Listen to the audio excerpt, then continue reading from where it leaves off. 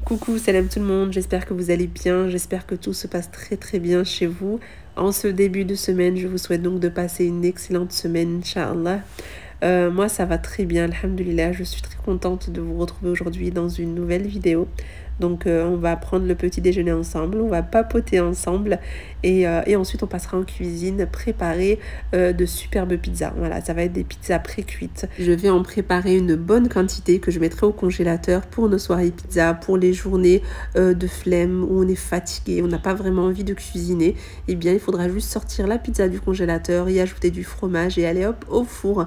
Donc c'est un gain de temps énorme et votre porte-monnaie vous dira merci parce que finalement les pizzas c'est vraiment pas ce qui coûte cher quand on les fait soi-même, mais c'est quelque chose qui coûte extrêmement cher quand on les achète toutes prêtes. Maintenant que vous savez ce que va contenir la vidéo, nous allons pouvoir la commencer. On se retrouve donc de bon matin, mais juste avant de préparer mon petit déjeuner, je vais vous dire quelle est notre organisation avant le départ à l'école. Nous avons en général la même routine en semaine, donc réveil à 6h30 pour Maria qui elle va au collège.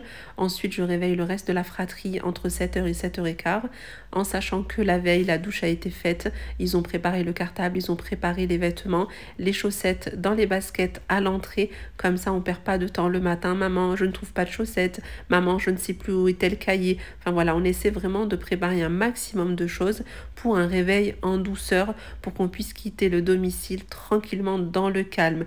Même si il n'y a pas toujours le calme, il faut se l'avouer. J'ai beau tout préparer la veille, etc. Et bien le matin, il y a toujours quelque chose qui ne va pas. Comme par exemple le pipi à 8h15. Je ne sais pas si vous l'avez vous aussi.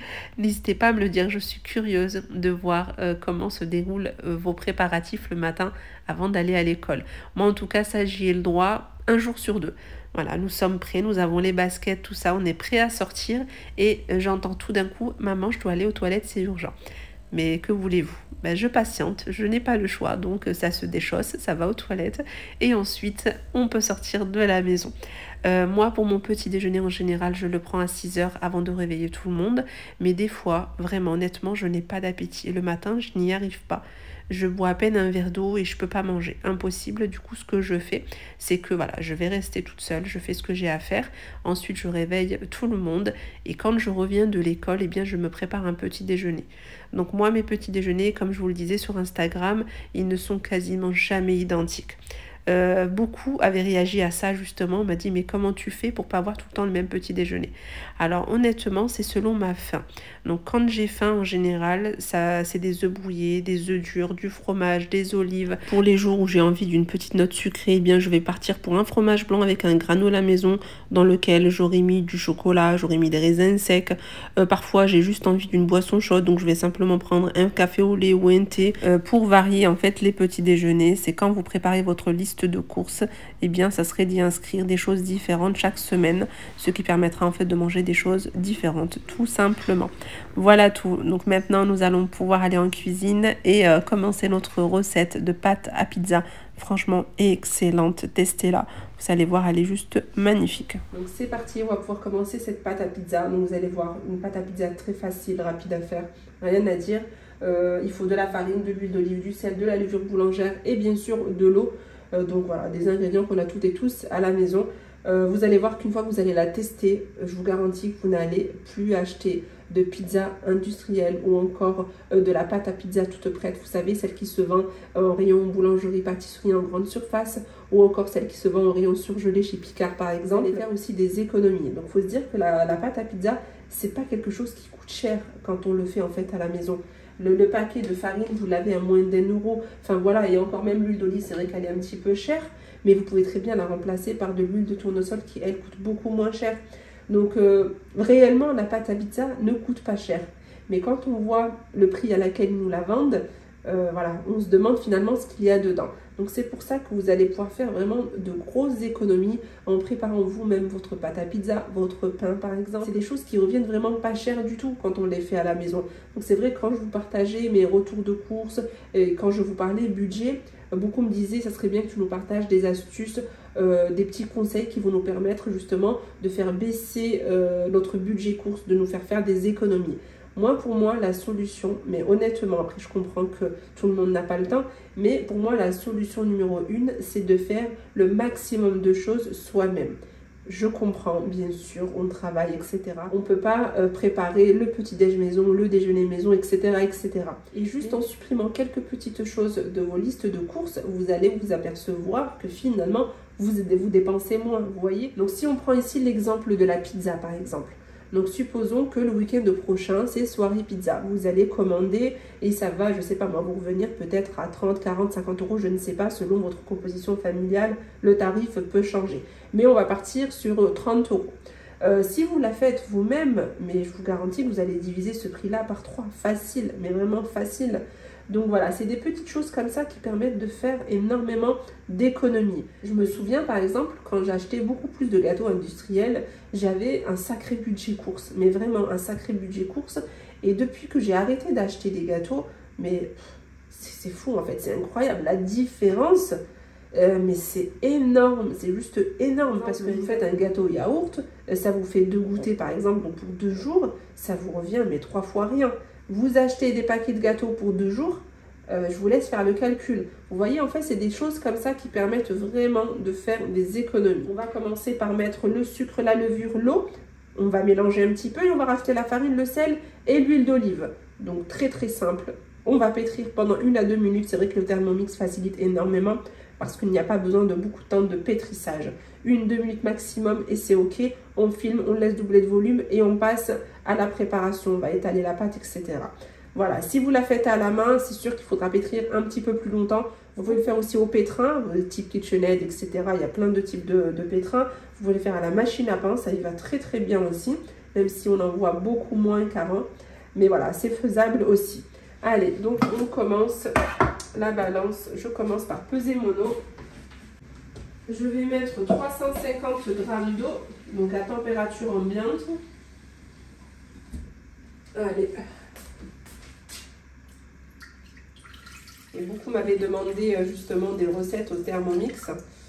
Je vais essayer quand même d'en faire de temps en temps.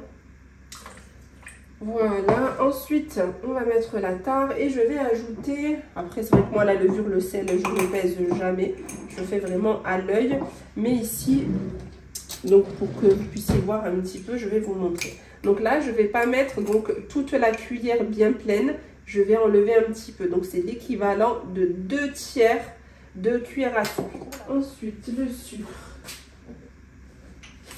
Ensuite, donc pour le sucre, moi je mets tout le temps du sucre dans la pâte à pizza, la pâte à pain, je mets tout le temps du sucre. Donc pareil, une cuillère pas tout à fait pleine.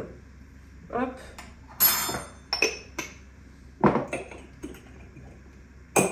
Je mélange donc un petit peu. Voilà. Et je vais pouvoir ajouter mes 600 g de farine. Vous pouvez bien sûr tamiser votre farine si vous le souhaitez. Mais moi ici, j'ai pas le temps aujourd'hui, donc c'est du paquet au Thermomix. Hop, 600 g.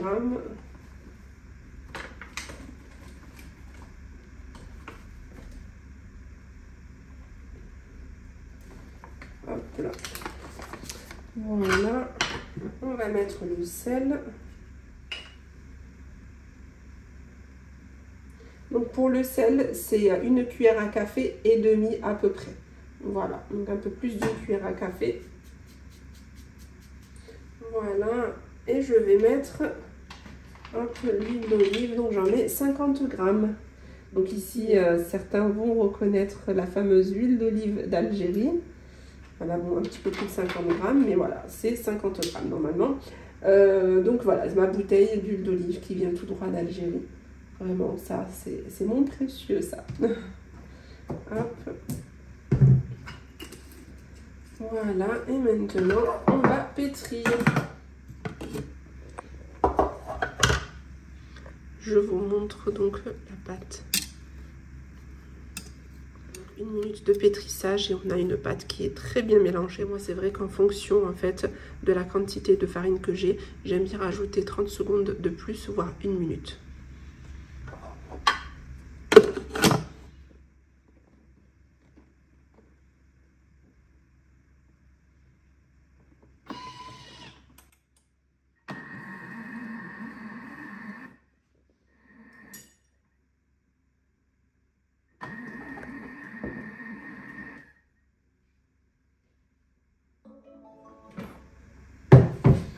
Voilà, la pâte est prête. Je vais la mettre dans ce bol. J'ai mis dans le fond un peu d'huile. Voilà, pour pas que ça colle. Je vais la couvrir, donc bien la filmer pour éviter qu'elle ne sèche à la surface. Ensuite, je laisse pousser environ 30 minutes. Après, bien sûr, le temps de pousse peut varier selon la température qu'il fait chez vous dans votre cuisine. Mais moi, en général, ça me prend 25 à 30 minutes.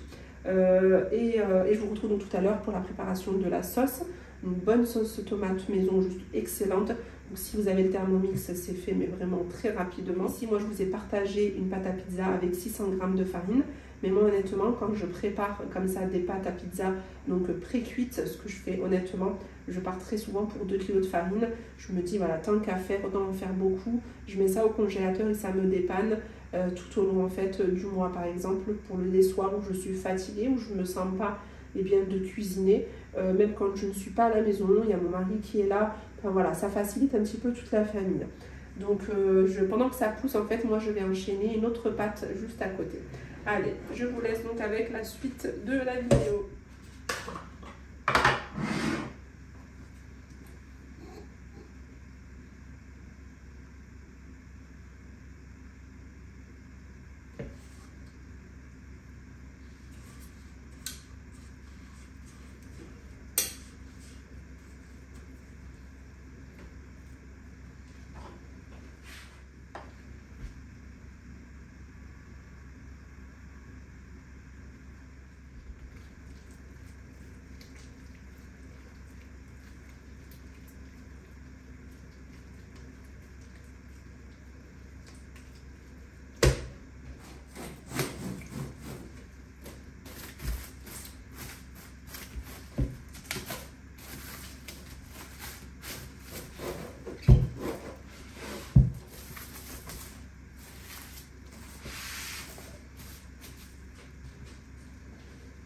Concernant la sauce tomate, donc pour celles qui ont le Thermomix, vous pouvez opter pour celle-ci.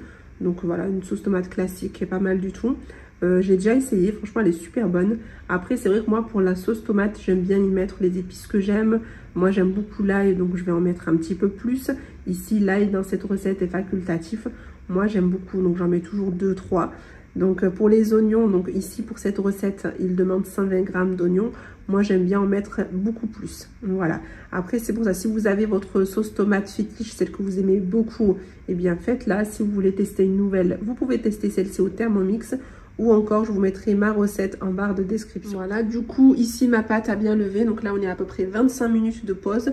Donc là, on peut dire quasiment doublé de volume. On va pouvoir commencer à les détailler et à les étaler. Donc moi, j'ai ici 4 oignons de taille moyenne. J'ai 2 gousses d'ail en fin de vie. Les 2 dernières qui se battaient en duel dans le fond du frigo. Et d'ailleurs, il faut que j'aille au marché. En plus, c'est jour du marché aujourd'hui.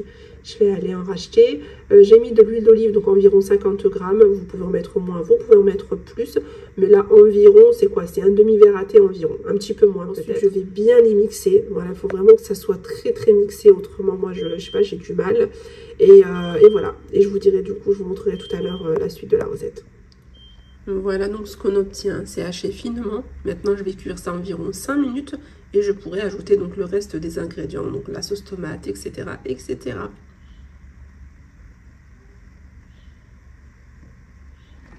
Donc c'est cette sauce que je vais mettre. Ensuite, il y aura une petite cuillère à café de sucre, pas tout à fait remplie. Il y aura du sel, du poivre noir, du basilic, de l'origan.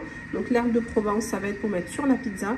Et dans la sauce, je mets le mélange cinglé. Donc ça, c'est mon épice préférée. J'aime trop, trop, trop. Donc là, 5 minutes plus tard, les oignons se sont bien ramollis. Je vais pouvoir ajouter les tomates. Donc,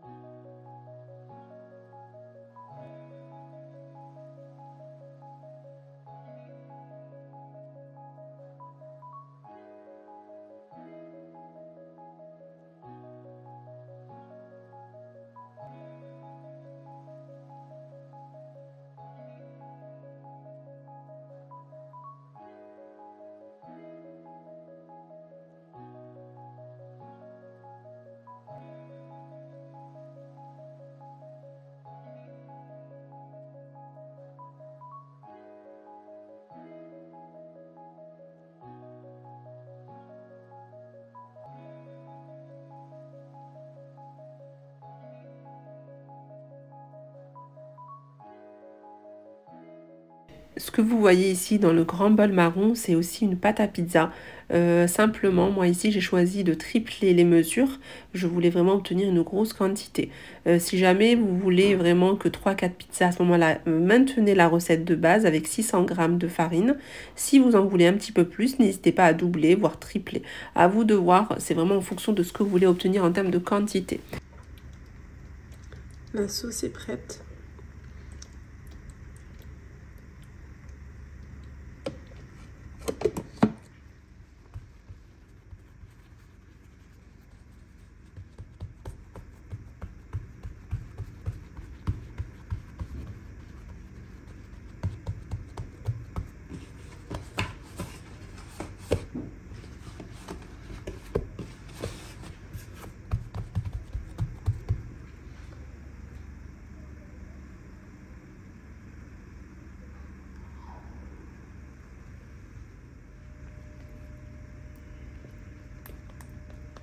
Pour la sauce tomate, donc j'en mets très peu comme vous pouvez le voir.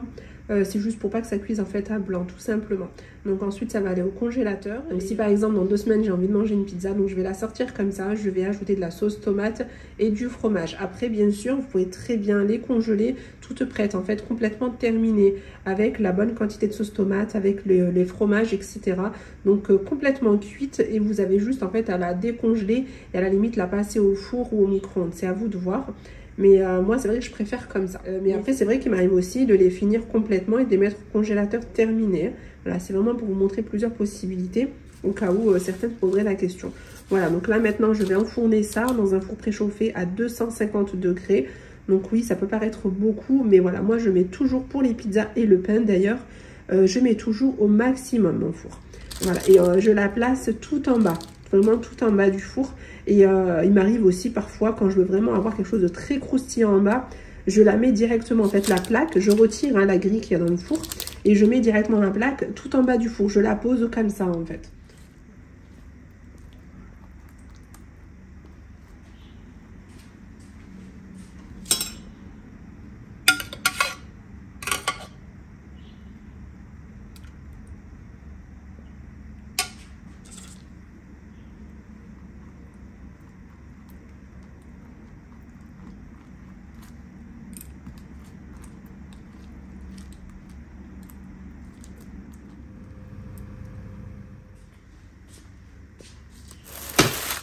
Voilà, ça vient de sortir du four. Je vous montre ce que ça donne. Voilà, donc là, je laisse refroidir et ensuite je mets dans des sacs de congélation et je mets ça au congélateur.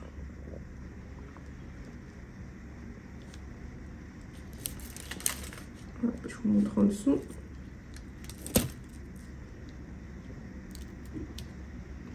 C'est très chaud.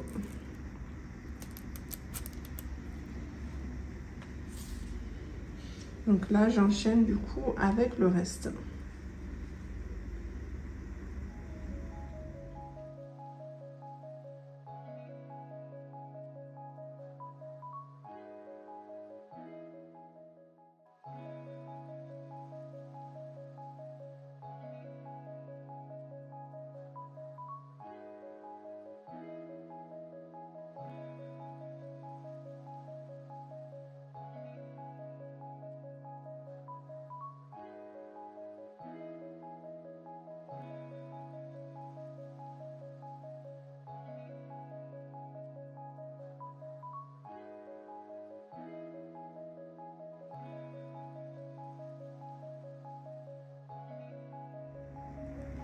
Donc voici toutes mes pizzas.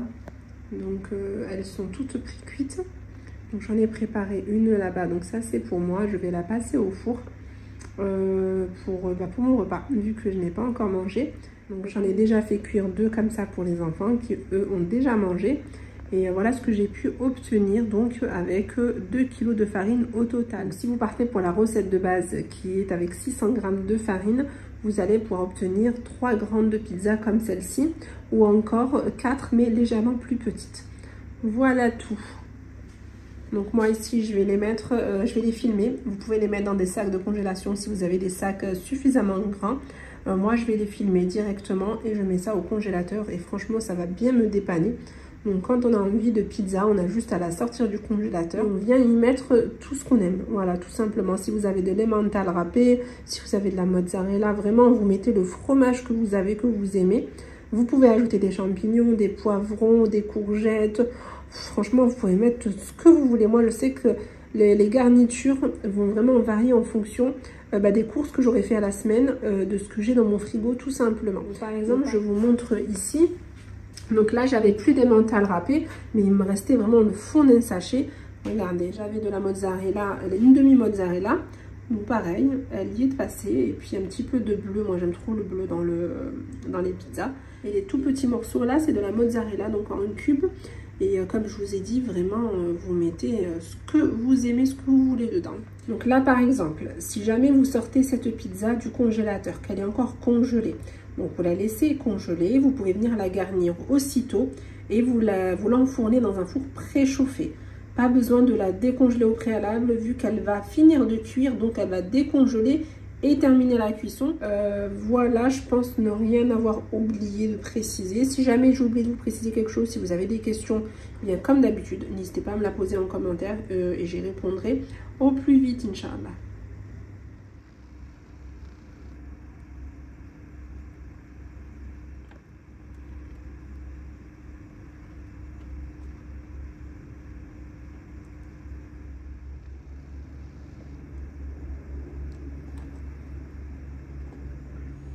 Alors, je voulais vous montrer ici donc les pizzas juste avant de les mettre au congélateur. Donc, je les ai emballées, comme je vous l'ai dit, avec du film alimentaire. Après, si jamais vous faites des petites pizzas, parce que je sais que c'est pas évident de trouver des grands sacs de congélation qui puissent contenir des grandes pizzas. Mais voilà, si vous faites de petites pizzas, vous allez pouvoir les mettre dans des sacs de congélation. C'est vrai que c'est beaucoup plus pratique. Surtout les sachets zip, là, c'est vraiment super bien parce que ça se ferme très très bien. Mais sinon, voilà, avec le film alimentaire, dites-vous que ça fait l'affaire aussi. La recette est terminée. Nous sommes donc arrivés à la fin de cette vidéo. J'espère vraiment qu'elle vous a plu. Si c'est le cas, n'hésitez pas à mettre un petit pouce, à me laisser un petit commentaire et à partager, bien sûr, autour de vous si vous pensez que la vidéo peut être utile. Je vous embrasse très fort et je vous dis à très bientôt dans une nouvelle vidéo. Bye bye!